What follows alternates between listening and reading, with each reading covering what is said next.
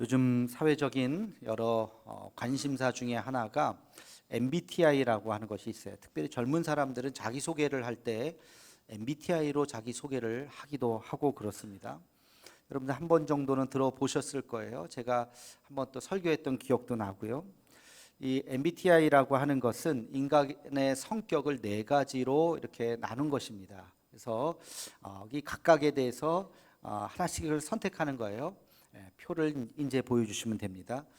네 가지가 있어요. E냐 I냐, 다시 말해서 외향형이냐 내성적이냐, 내향형이냐, S냐 N이냐, 감각형이냐 직관형이냐, T냐 F냐, 사고형이냐 감정형이냐, J냐 P냐, 판단형이냐 인식형이냐. 이 네 개의 질문에서 하나씩을 선택하는 거예요. 그래서 조합을 해보면 16가지가 나옵니다. 16가지. 그래서 이 16가지 유형 중에 어느 하나, 예를 들면 ESTJ, 그러면 ESTJ가 어떤 성격의 유형이구나. 요즘 젊은 애들은요, 이 16가지 유형을 다 외우고 있어요. 그래서 너 MBTI 뭐야? 그러면 너 뭐 어떻다 하고 막 이야기를 해요. 옛날에 우리가 혈액형 갖고 성격 얘기하는 거 있었잖아요. O형이 어떻다. O형이 좋은 거예요. 제가 O형입니다. O형이, A형이 어떻다 뭐 그러는 거. 네 가지보다는 이게 16가지니까 훨씬 더 다양할 수는 있어요. 근데 제가 이 MBTI를 검사를 몇 번 해봤는데요, 할 때마다 저 스스로도 제가 헷갈릴 때가 많아요. 내가 외향형인가 내향형인가. 제가 외향형인 것 같아요, 내향형인 것 같아요? 저도 모르겠어요. 사람들, 아는 사람들하고 있을 때는요, 제가 말이 많아요. 막 얘기도 하고 막 즐겁게. 근데 모르는 사람들하고 있으면요, 제가 굉장히 샤이합니다. 되게 수줍음을 많이 타요. 믿으실지 모르겠지만 되게 제가 이렇게 말도 없고 되게 부끄러워하고, 마이크 주면 되게 막 이렇게 거부감이 있고 막 그렇습니다. 내가 과연 외향형인가 내향형인가? 원래 이것은 에너지의 방향이라 그래요. 사람들하고 함께 있을 때 막 힘이 넘치고 즐겁고 에너지가 넘치느냐, 사람들하고 만나고 오면 막 기가 빨려가지고 막 힘들어 하느냐. 근데 그것도 그래요. 어떤 사람하고 만나면 너무 힘이 넘치는데 어떤 사람하고 만나면 너무 힘들어요. 1시간이 막 10시간 같아. 사람에 따라서 다른 거지 내 성향하고 관계가 있을까? 그런 생각을 하기도 합니다. T냐 F냐. T는 사고형이거든요. 분석하고 사고야 하고, F는 굉장히 감정적인 거예요. 감성이 먼저 있는 거예요. 이것도 헷갈려요. 어떨 때는 내가 머리가 팽팽 돌아서 막 이렇게 분석하고 막 숫자로 막 얘기하고, 저도 그럴 때가 있고, 어떨 때는 그런 것도 다 무시하고 그냥 뭐 다 하면서 막 눈에서 눈물이 핑 돌 정도로 저도 또 그러기도 하고, 내가 T인가 F인가 나도 헷갈릴 때가 있어요. 근데 사실 이 MBTI는 그냥 참고 정도만 해야지, 이걸 가지고 막 그냥 모든 사람을 다 재단하려고 하면 안 되죠. 이것을 이분법의 오류라 그래. 이분법. 둘 중에 하나를 무조건 선택해야 되는 거예요. 선택하지 못하는 경우가 우리의 삶에 굉장히 많거든요. 근데 우리는 성향적으로 이분법을 좋아하는 것 같아요. 이쪽이야 저쪽이야. 정치적으로도 여당이야 야당이야, 보수야 진보야, 다 둘 중에 하나를 딱 선택을 해야 되는 상황이 있는 것 같아요. 그렇지 않을 때도 굉장히 많은데, 우리 신앙도 그런 것 같아요. 신앙도 굉장히 첨예한 대립 중에 하나가 과연 구원이 믿음이야 행위야. 믿음이야 행위야. 여러분, 구원이 믿음입니까 행위입니까? 믿음이에요. 믿음인가? 행위인가? 그럴 때 딱 떠오르는 말씀이 하나 있죠. 목사님, 구원은 믿음이죠. 로마서 1장 17절. 오직 의인은 믿음으로 말미암아 살리라. 여러분, 이 말씀이 딱 떠오르는 사람은 성경 공부 열심히 하신 분이에요. 지난번에 이신칭의 아닙니까? 믿음 아닙니까? 그래요. 그 말이 맞아요. 근데 로마서 2장 13절은 어떻게 하실래요? 로마서 2장 13절 말씀 우리 함께 읽겠습니다. 시작. 하나님 앞에서는 율법을 듣는 자가 의인이 아니요 오직 율법을 행하는 자라야 의롭다 하심을 얻으리니. 아멘. 어떤 사람이 의로운 사람이라고요? 그 율법을 행하는 자가 의롭다고. 듣는 자가 의로운 것이 아니라는 거예요. 오늘 본문 말씀 로마서 2장 6절에도 보면 하나님께서 각 사람에게 그 행한 대로 보응하실 것이다. 행함에 대해서 이야기를 하고 있습니다. 자, 그러면 로마서 1장 17절이 맞는지 로마서 2장 13절이 맞는지, 바울도 헷갈리게 같은 서신 안에 이 두 가지 말을 다 썼단 말이에요. 구원이 과연 어디서부터 오느냐? 여러분, 이것은 양자택일의 문제가 아니에요. 둘 중에 하나를 꼭 선택해야 되는 문제가 아니에요. 구원의 정의가 달라서 그렇습니다. 구원이라고 하는 것은 행위와 믿음을 섞으면 돼요. 이렇게 말할 수 있어요. 구원은 행위로 완성된 믿음이다. 한번 따라해 볼까요? 구원은 행위로 완성된 믿음이다. 자, 구원은 믿음이에요. 믿음으로 얻는 거예요. 근데 어떤 믿음이에요? 행위로 완성된 믿음이에요. 그러니까 우리가 믿음으로 얻는다, 그 말이 틀리지 않아요. 근데 그 믿음은 행위로 완성된 믿음이라는 것이에요. 그러니까 로마서는 믿음만 강조한 책도 아니고 행위만 강조한 책도 아니에요. 다시 말해서 이 믿음이요, 행위에 떨어져 있으면 믿음이 아니에요. 이 행위가요, 믿음이 붙어 있지 않으면 이것도 온전한 행위가 아니에요. 이 두 개가 같이 되어 있는 거예요. 예수님의 말씀도 마찬가지예요. 예수님께서 내 믿음이 너를 구원하였노라, 믿음을 굉장히 강조하시죠. 근데 마태복음 7장 21절 말씀은 어떻게 하실래요? 우리 함께 같이 읽어보겠습니다. 시작. 나더러 주여 주여 하는 자마다 다 천국에 들어갈 것이 아니요 다만 하늘에 계신 내 아버지의 뜻대로 행하는 자라야 들어가리라. 천국에 들어가는 얘기를 지금 하고 있어요. 구원에 대한 얘기예요. 심각한 얘기예요. 주여 주여 하는 자는 그런 자마다 다 들어갈 것이 아니다. 주여 주여 하는 자, 하나님을 믿는 거예요? 안 믿는 거예요? 그 자체는 믿는 거죠. 믿으니까 주여 하겠죠. 여러분, 믿으니까 지금 교회 안에 있는 거죠. 안 믿는 사람이 교회 옵니까? 안 오죠. 믿으니까 주여 주여 하는 거예요. 근데 주여 주여 하는 자마다 다 들어갈 것이 아니다. 어떤 사람이 들어가요? 내 아버지의 뜻대로 행하는 자가 들어간다. 행하는 자. 그러면 구원은 행함이네. 또 이렇게 생각할 수가 있어요. 양자택일의 문제가 아니라고. 예수님도 믿음을 강조하셨을 때가 있고 행위를 강조하셨을 때가 있어요. 믿음과 행위. 자, 이게 믿음이고 이게 행위라고 칩시다. 믿음이 밑에 있고 행위가 올라가면 뭘 강조해야 돼요? 믿음을 강조해야죠. 그렇죠? 아니면 이번에 믿음이 떨어져 있고 행위가 떨어져 있고 믿음이 있으면 뭘 강조해야 돼요? 행위를 강조해서 행위가 올라와야죠. 믿음과 행위가 같이 간다는 것이에요. 자, 그런데 우리는 왜 이런 오해가 있을까? 왜 이런 착각을 할까? 믿음에 대해서 우리는 왜 착각을 할까? 여러분, 그것은 우리의 믿음을 마음의 결단이라고 생각하기 때문에 그렇습니다. 마음의 결단, 맞아요. 그러나 그것만을 가지고 믿음을 다 설명할 수가 없어요. 마음의 결단. 우리가 말씀을 듣고 여러분 은혜 받으면 어떻게 합니까? 아멘 하시죠? 우리 함께 아멘 합시다. 아멘. 아멘을 크게 할수록 믿음이 더 커집니다. 다시 한번 아멘. 아멘도 크게 해야 돼요. 이게 뭐냐면 결단이에요. 그래, 목사님 말씀 듣고 내가 이렇게 살아야지, 앞으로 내가 부지런하게 정말 열심히 믿어야지, 아멘 하면서 내가 결단했습니다. 여러분, 그거를 믿음이라고 착각하시면 안 돼요. 그 믿음이 아니에요. 그 결단일 뿐이에요. 지금부터 내가 그렇게 살겠습니다라고 하는 결단이지 그 자체가 믿음이라고 말할 수 없습니다. 예를 들어 보겠습니다. 아버지가 아들에게 심부름을 시킵니다. 얘야 아버지, 지금 쌀이 떨어졌는데 너 가서 돈을 줄 테니, 아니 요즘에는 돈을 주지 않죠. 카드를 줄 테니 가서 쌀을 사갖고 와라. 이것도 좀 옛날 얘기인 것 같아요. 요즘엔 다 이렇게 다 시키잖아요. 그죠? 모바일로 다 시키는데 하여튼 아버지가 시켰어요. 알겠습니다 하고 카드를 받았어요. 아들이. 이제 아버지는 다른 일을 하겠죠. 갔다 오겠지. 30분이 지났어요. 1시간이 지났어요. 아무 얘기가 없어요. 아니, 얘가 갔다 온 거야. 어떻게 된 거야? 방문을 딱 열었더니 얘가 여전히 안 가고 있어요. 너 갔다 왔어? 아직 못 갔는데요. 게임을 하고 있었어요. 너 왜 안 갔어? 아니, 가려고 그랬는데 요거 아직 안 끝나가지고요. 아직 못 가고 있어요. 아버지가 속았죠. 너 간다고 했는데, 간 줄 알았는데. 그리고 이 아들 입장에서도 가려고 했어요. 거짓말 한 게 아니에요. 갔다 올게요. 알겠어요. 하고 카드까지 받았어요. 근데 안 간 거예요. 그것은 그 아버지 믿음도 잘못되고 이 아들도 그것을 온전히 이루지 못한 거죠. 여러분, 이 이야기는요, 제 머릿속에서 나온 이야기지만 바로 이야기가 뭐냐면 아브라함 이야기입니다. 여러분, 아브라함.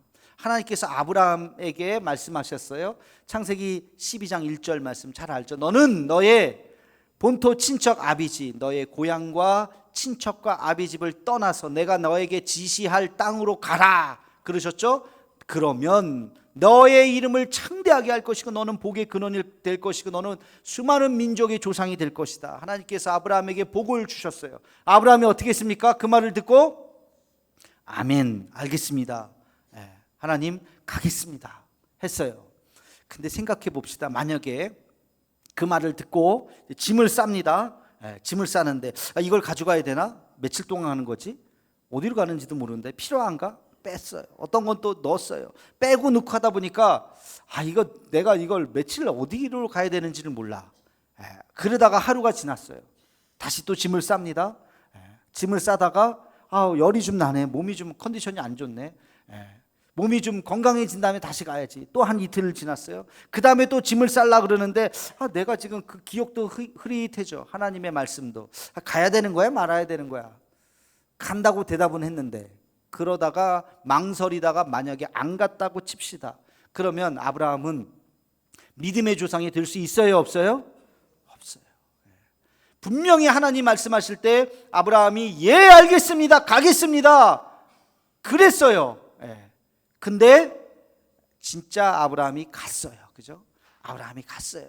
그 먼 거리를 가나안 땅까지 가고 봤더니 가나안 땅이에요. 4달 동안을 갔어요. 4달 이상 걸렸을 겁니다. 대충 지금의 거리로 걸었을 때 환산을 해보면 한 4달 정도 갔을 거라고 추정을 해요. 그 광야의 길을 가보니까 거기가 약속의 땅 가나안, 지금 이스라엘 땅이에요. 거기에 가서 도착을 했습니다. 하나님께서 아브라함을 칭찬하셨어요. 자, 바울이 이 대목을 어떻게 썼느냐? 로마서 4장 3절 말씀을 함께 같이 읽겠습니다. 시작.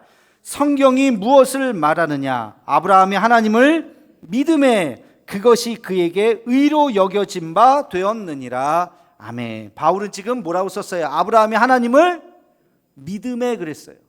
자, 이 믿음에라고 하는 이 단어는 무슨 의미예요? 아브라함이 하나님의 말씀을 듣고 갔어요, 안 갔어요? 갔어요.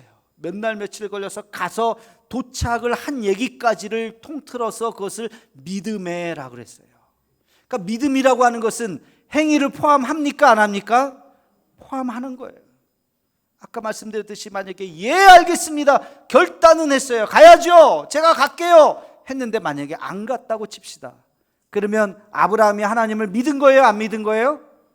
안 믿은 거예요. 안 믿은, 말로만 믿은 것이 안 믿은 거예요. 그러니까 믿음이라고 하는 것은 단순히 결단과 의지만을 말하는 것이 아니라 행함까지 했을 때 그것이 온전한 믿음이라는 거죠. 그래서 구원은 어떻게 얻느냐?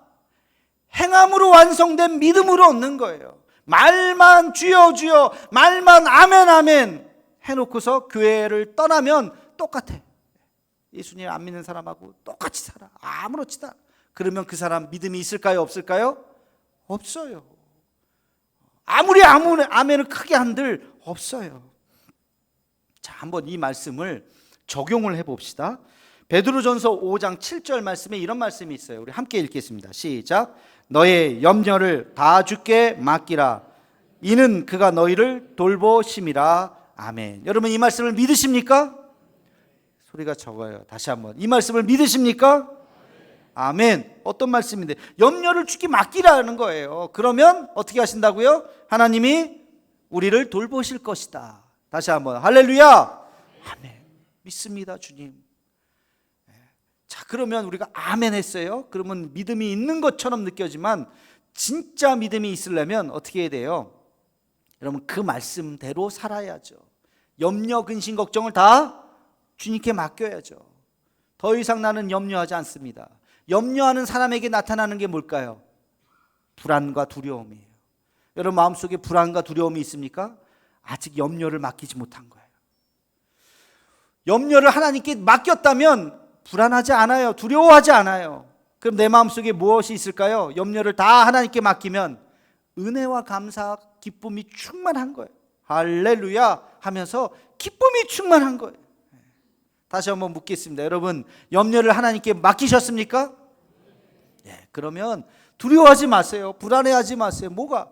하나님이 우리를 돌보신다 그랬는데, 전능하신 하나님이 우리를 돌보시는데 뭐가 두려워하겠어요? 그렇죠? 네. 그게 진짜 믿음이라고요. 그게 그냥 말로만 아멘 할렐루야가 아니라, 그렇지, 이 말씀 이 한 구절이라도 내가 믿어야지. 믿습니다. 이제 나 염려하지 않습니다. 하나님께서 다 하실 줄로 믿습니다. 여호와는 나의 목자시니 내게 부족함이 없습니다. 이 믿음의 고백으로 살아갑니다. 이렇게 고백하는 우리가 되기를 주님의 이름으로 축원합니다. 여러분 이것이 진정한 믿음이에요. 진정한 믿음이라고 하는 것은 행위를 포함하는 거라고. 우리의 삶의 영역까지 모든 것을 포함하는 것입니다. 제가 말씀을 묵상하다 보니까 이런 질문을 또 하게 돼요. 그러면 이 믿음이라고 하는 것이 한 번 나에게 오면 영원히 끝까지 가는 것인가? 내가 죽을 때까지, 주님 오시는 그날까지 이 믿음이 한 번 나에게 오면 끝까지 가는 것일까? 여러분 그렇지 않습니다. 절대로 착각하시면 안 돼요. 믿음이라고 하는 것이요 달라져요. 믿음이 한번 우리에게 오는 순간이 있어요. 이 주님을 영접하고 눈물을 흘리면 내가 죄인이라고 하는 것을 고백하고 예수님이 나의 구원자라고 하는 것을 고백하는 어느 순간이 있어요. 자, 그게 믿음이라고 생각해 봅시다. 여러분 그 믿음 어떤 형상으로 한번 이미지를 생각해 보신다면, 여러분 그 믿음이요 시간이 쭉 지나가면서 믿음이 더 커지기도 하고 반대로 어떻게 될까요? 믿음이 작아지기도 해요. 믿음이요 다 불같이 불덩이같이 막 뜨겁기도 하고요, 반대로 그 믿음이 싸늘하게 식기도 해요. 믿음이요 크기와 관계없이 병들기도 합니다. 썩기도 해요. 믿음이 썩기도 해요. 여러분 과일 같은 거, 귤이라든지 뭐 사과 같은 거, 사과는 잘 썩진 않지만 오래 놔두면 썩기도 해요. 상하기도 하잖아요. 그거 귤 같은 거 잘 썩죠. 이렇게 놔두면 처음에는 뭐 탱글탱글하죠. 시간이 한참 지나 보세요. 어떻게 돼요? 막 썩어 문드러지고 냄새 나고, 그렇죠? 여러분 우리 믿음이 그럴 수도 있어요. 믿음이라는 거 잘 관리 안 하면요, 우리 믿음이 있긴 있는데 썩어 문드러져요. 냄새 나요. 그리고 심지어는요 믿음이 죽기도 해요. 껍데기만 남아요. 그게 믿음이에요. 이 제 얘기가 아니라 성경에 있는 이야기입니다. 실제로 그런 사람이 있었어요. 디모데전서 1장 19절에서 20절 말씀을 함께 읽겠습니다. 시작. 믿음과 착한 양심을 가지라. 어떤 이들은 이 양심을 버렸고 그 믿음에 관하여서는 파선하였느니라. 그 가운데 후메네오와 알렉산더가 있으니 내가 사탄에게 내어준 것은 그들로 훈계를 받아 신성을 모독하지 못하게 하려 함이라. 아멘. 믿음과 착한 양심을 가지라. 근데 어떤 사람들은 그 양심을 버렸고 믿음에 파선했다. 믿음을 배로 비유를 하자면 그 배가 그냥 막 깨져가지고, 배가 깨진 배가 바다 한가운데 있으면 어떻게 됩니까? 가라앉죠. 그 배가 침몰하는 것처럼 그 믿음이 침몰해 버렸다는 거예요. 그러면서 실명을 이야기합니다. 후메네오와 알렉산더. 누군지는 몰라요. 남자인지 여자인지, 나이가 많은지 적은지 알 바가 없어요. 교회를 오래 다녔는지 그렇지 않은지 몰라요. 근데 이름만 있어요. 아마 이 편지를 읽은 디모데는 누군지 알겠죠. 잘 알겠죠. 그래. 근데 그 가운데 이런 표현을 썼어요. 아마 이 두 사람이 대표고 다른 사람들도 있었던 것 같아요. 후메네와 알렉산더, 내가 그들을 사탄에게 내어줬다. 교회 밖으로 나가게 했다는 거예요. 그리고 왜? 그들이 신성을 모독했기 때문에, 교회 안에서 그냥 하나님을 어지럽히고 교회를 어지럽혔기 때문에, 다시 말하면 그들의 믿음이 변질됐다는 거죠. 처음에는 안 그랬을 거예요. 교회 안에 들어왔을 때는 오셨나요? 너무 좋아요 하면서 막 교회의 아름다운 공동체의 멤버 중에 한 명이었을 거예요. 근데 시간이 지나면서 그 믿음을 잘 보존하지 못했어요. 어느 순간 믿음에 파손했어요. 믿음이 썩어버렸어요. 믿음이 상해버렸어요. 냄새가 나요. 사람들에게 피해를 주기 시작했어요. 후메네오와 알렉산더, 이 두 사람이 그랬다는 것입니다. 여러분, 믿음에 대해서 우리가 늘 조심해야 되지만 특별히 네 가지를 기억하시면 좋겠습니다. 첫째는 게으름이에요. 여러분, 이 게으름은 우리의 믿음을 작게 만듭니다. 다시 말하면 식어지게 만듭니다. 우리 믿음이 점점 커져야 되고 점점 뜨거워져야 되는데, 우리의 믿음이 점점 쪼그라들게 만드는 게 뭐라고요? 게으름이야. 게으름. 신앙생활은 열심을 품고 주를 섬기라, 열심을 품어야 되는데 점점 게을러져.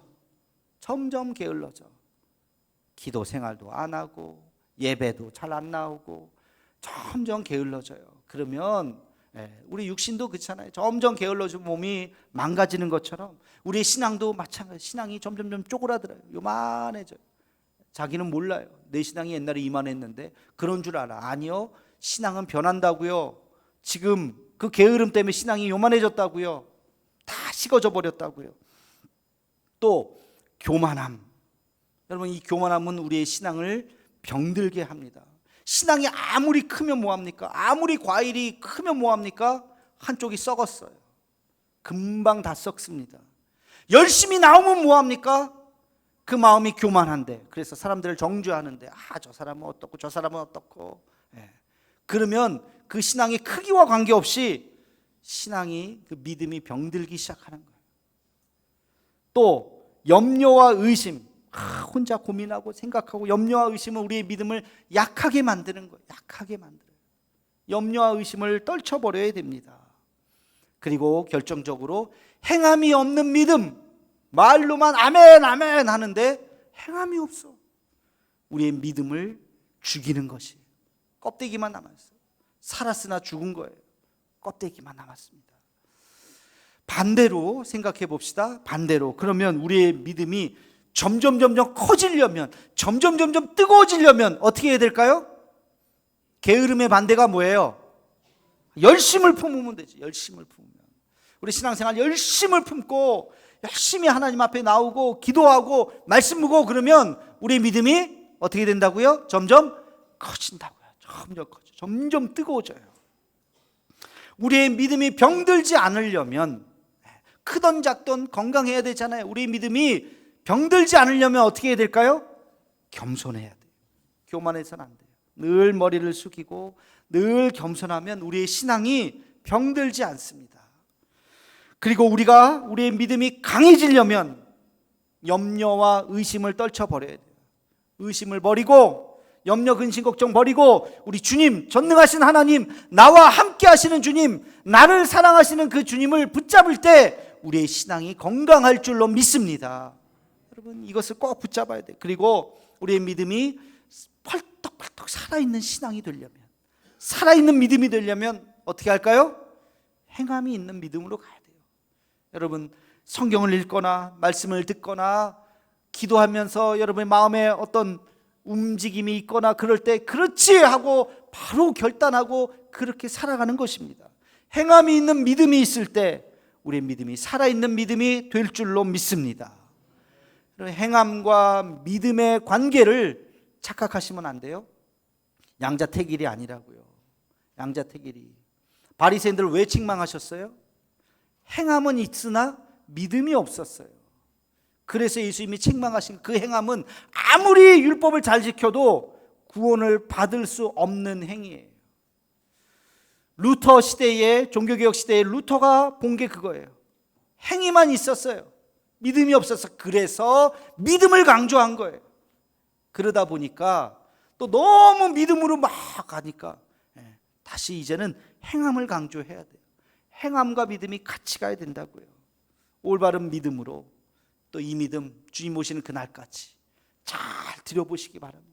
내 믿음이 혹시 쪼그라들고 있는 것은 아닌가? 어디 병든 구석은 없는가? 어디 아픈 구석은 없는가? 내 믿음이 건강한가? 날로 성장하고 있는가? 우리 믿음을 잘 들여다보시고 주님 오시는 그날 아름다운 믿음으로 주 앞에 설 수 있는 우리 모두가 되기를 주님의 이름으로 축원합니다. 기도하겠습니다. 거룩하신 하나님, 바른 믿음이 무엇인지를 우리에게 깨닫게 하여 주옵소서. 하나님, 우리의 믿음이 행함이 있는 믿음이 되게 하여 주옵시고 우리의 행함이 믿음 안에서 행할 수 있도록 하나님 인도하여 주시옵소서. 그래서 건강한 믿음, 튼튼한 믿음으로 주님 오시는 그날 아름다운 믿음으로 나아갈 수 있는 우리 모두가 되게 하여 주옵소서. 예수님의 이름으로 기도하옵나이다. 아멘. 이 시간 우리 청년부에서 나와서